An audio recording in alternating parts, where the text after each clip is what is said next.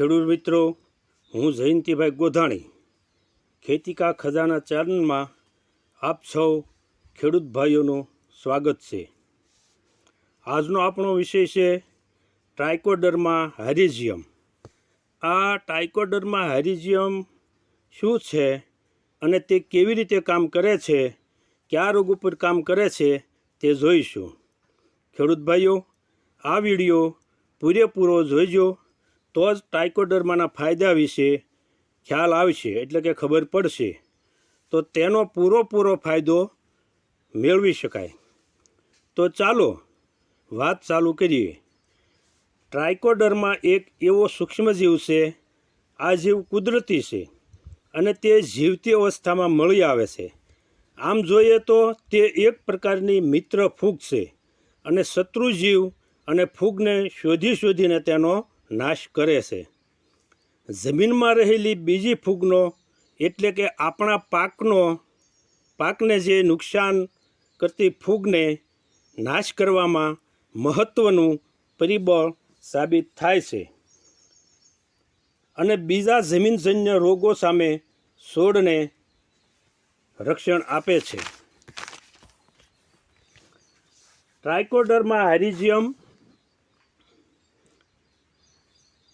જો એને અનુકૂળ વાતાવરણ મળે, એટલે કે તેને અનુકૂળ ભેજ મળી રહે, તો તે એક્ટિવ થવામાં ઓછો સમય લે છે।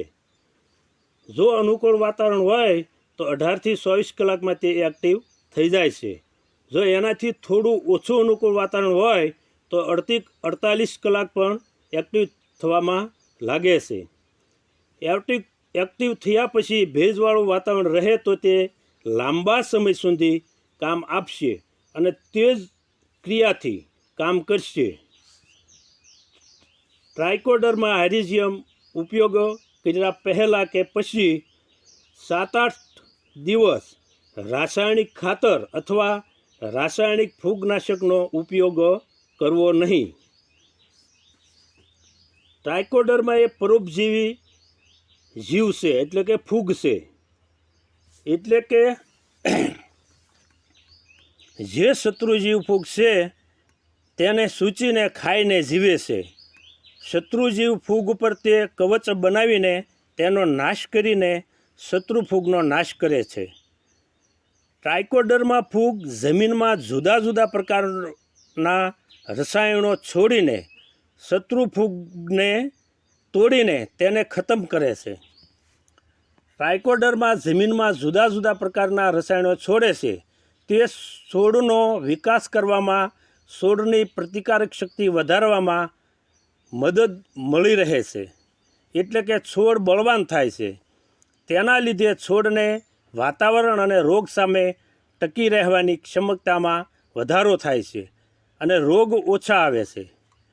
ટ્રાઇકોડર્મા શત્રુ ફૂગ અને જીવનું ખોરાક ચક્ર તોડી નાખે છે। ખોરાક ચક્ર તૂટવાને લીધેથી તેનું જીવનચક્ર વેરવિખેર થઈ જાય છે અને પછી તેનો નાશ થાય છે। હવે આપણે આનો ઉપયોગ કેવી રીતે કરીશું તે જોઈશું।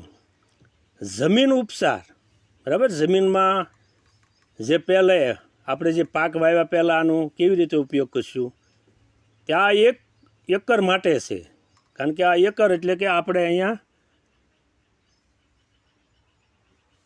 આ 1 એકર માટે છે। જમીન ઉપચાર માટે 80થી 100 કિલો સારું કોહવાયેલું ખાતર લેવું, એટલે કે સાણિયું ખાતર લેવું। કોહવાયેલું એટલે કે હાવ હળેલું હોવું જોઈએ, કાચું ખાતર નહીં। તેમાં 2 કિલો ટ્રાઇકોડર્મા ભેળવી દેવાનું। સારી રીતે મિક્સ કરીને તે ઠંડી જગ્યામાં રાખવું। જમીનમાં નાખતી વખતે એક ખાસ ધ્યાન રાખવાનું, તેને તાપમાન વધારે હોય ત્યારે નાખવું નહીં। જ્યારે તાપમાન ઓછું થાય ત્યારે અથવા તો વહેલા સવારમાં નાખવું અથવા તો સાંજના સમયે નાખવું। ખાતર ન હોય તો તેને રેતીમાં ભેળવીને પણ નાખી શકાય છે। નાખતી વખતે એક ખાસ કાળજી રાખવી કે તે ક્યાંય વધારે ક્યાંક ઓછું ન થવું જોઈએ, એક સરખું પડે તેમ નાખવું। ભેજ હોય ત્યારે જ નાખવું। બીજ ઉપચાર આપણે જે બિયારણને પટ આપવાનો હોય તો કેવી રીતનું એને આપવાનો એ આપણે જોઈશું. 1 કિલો બીજ હોય તો તેમાં 10 ગ્રામ ટ્રાઇકોડર્મા લેવું અથવા તો 15 ગ્રામ લઈએ તો પણ ચાલે. બીજને સામાન્ય ભેજ આપી શકાય જેથી કરીને પાવડર બિયારણ સાથે સરખી રીતે ચીટકી જાય. પાવડર નાખ્યા પછી તેને હળવા હાથ ફેરવીને સરખી રીતે ભેળવી દેવું. બીજને પછી છાંયડામાં રાખવું, કારણ કે ઓલું ભેજવાળું હોય તો એને તડકામાં નહીં સૂકવવાનું, છાંયડામાં જ રાખવાનું. હવે આપણે જોઈશું ધરું એટલે કે રોપ ઉપચાર કેવી રીતે કરવો. કોઈપણ ધરુની ફેર રોપણી કરતી વખતે તેને ટ્રાઇકોડર્માના દ્રાવણમાં ડુબાડીને રોપણી કરીએ તો તે ધરુને સારી રીતનો કોળ નીકળે અને રોગની સમસ્યા ઓછી રહે. 1 લીટર પાણીમાં 10 થી 15 ગ્રામ પાવડર લેવો. સમય મળે તો 20 થી 25 મિનિટ સુધી મૂળ પાણીમાં રહે તેમ રાખવું. કોઈપણ ધરુમાં રોગ ન આવે એટલે પહેલેથી જ ટ્રાઇકોડર્મા પાણી સાથે આપી શકાય જેથી કરીને ધરુમાં ફૂગ ન આવે. છોડ જવાનું એટલે કે તેનું મૃત્યુ થવાનું ઓછું થાય. નાનો પાક હોય કે મોટો પાક હોય, દરેક પાકમાં આનો ઉપયોગ છંટકાવ દ્વારા કરી શકાય અથવા તો બીજી રીતે પણ કરી શકાય. ઉપર પાંદડામાં અથવા તો ફળમાં ફૂગ હોય તો ઊભા પાકમાં પણ આનો ઉપયોગ કરી શકાય. પ્રતિ 1 પંપમાં એટલે કે 15 લીટર પાણીમાં 30 થી 60 ગ્રામ નાખીને આનો ઉપયોગ કરી શકાય. હવે આપણે આના ફાયદા જોઈશું. ટ્રાઇકોડર્મા આપવાથી લાંબા સમય સુધી જમીનજન્ય રોગનું નિયંત્રણ કરી શકાય. આપણી જમીનમાં જે પહેલાંના પાકનો અર્ધસડેલો કચરો હોય તેને ઝડપથી ખાતરના સ્વરૂપમાં ફેરવીને છોડને પોષણ પૂરું પાડે છે. જે કચરાથી છોડને ફૂગ લાગતી હોય તેને ખાદ્ય બનાવીને છોડને આપે છે જેથી કરીને છોડનો વિકાસ સારો થાય છે. કારણ કે આપણે જે પહેલાંનો કચરો પીડ્યો હોય ને એ હળ્યા પહેલાં ખાતર બીના પહેલાં એમાં ફૂગ આવે છે. જો આ ટ્રાઇકોડર્મા હાયરીઝિમિયામાં નાખીએ તો ફૂગ આવ્યા પહેલાં એને ખાતરના સ્વરૂપમાં એટલે કે ખાદ્ય સ્વરૂપમાં ફેરવી નાખે છે. તો એ કચરાથી ફૂગ આવતી નથી અને છોડને જલ્દીથી ખાતર પૂરું પાડીને ખાદ્ય પૂરું પાડીને એનો વિકાસ થાય છે. બીજને પટ આપવાથી બીજ જલ્દી ઉગે છે અને તંદુરસ્ત ઉગે છે.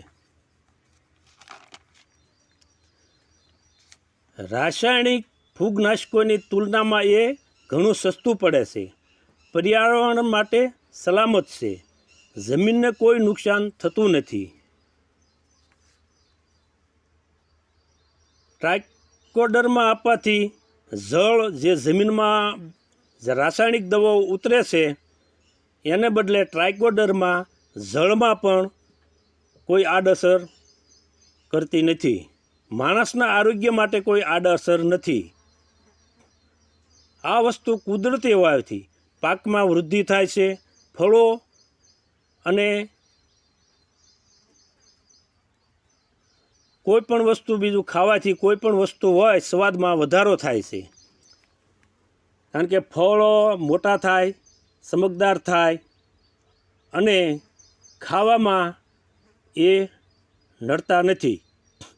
કારણ કે એ કુદરતી છે એટલે ખાવાથી એ કોઈ નડતર રૂપ અથવા તો આરોગ્યને હાનિકારક નથી. તો ખેડૂત મિત્રો, આ વિડીયો શેર કરજો, સબસ્ક્રાઈબ કરજો અને લાઈક કરજો. કારણ કે શેર કરશો તો વધારેમાં વધારે ખેડૂત ભાઈઓને આનો લાભ મળી રહે.